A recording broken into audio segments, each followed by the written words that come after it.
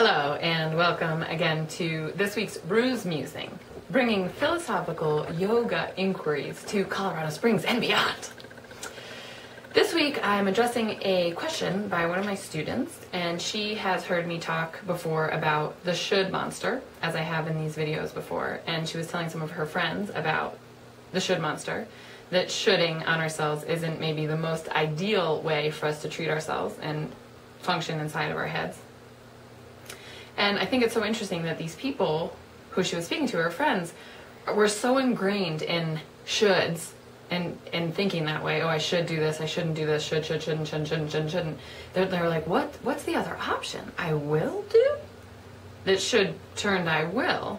Whereas, to me, what removing should from our vocabulary, what it enables us is to see the vast possibilities that are available to us at all times, and to really integrate into ourselves that there isn't a one way to be or do anything. There isn't one way we are supposed to be. That each of us is made differently, we value different things, we believe in different things, as we should,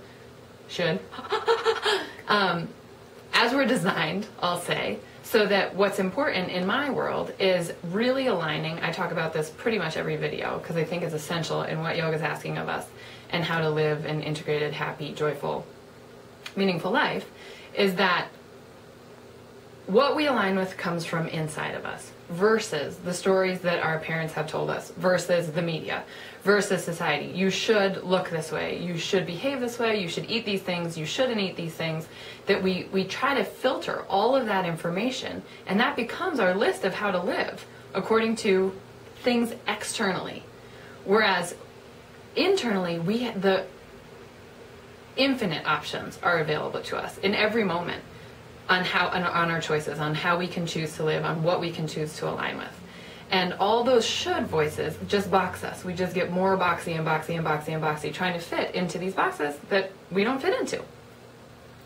So that our homework is to just notice when we say should. And I'm not saying that should is bad or that should is wrong, because I don't fundamentally believe in that, because that's, again, saying that things are inherently one specific way. Instead, it's whatever you most deeply desire. It's whatever inside you most deeply value, that we align with that. You'll hear that as a general central thesis in all of these videos.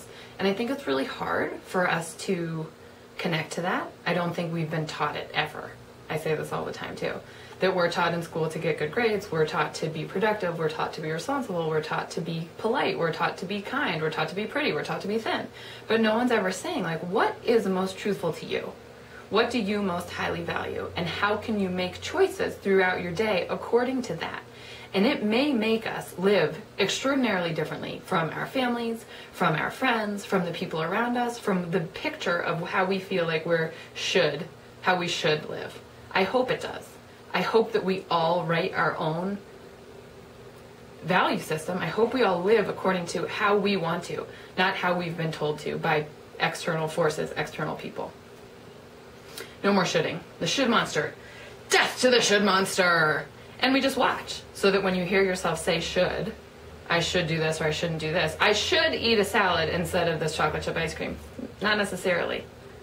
Not necessarily. The salad isn't inherently, absolutely 100% of the time better than the chocolate chip ice cream.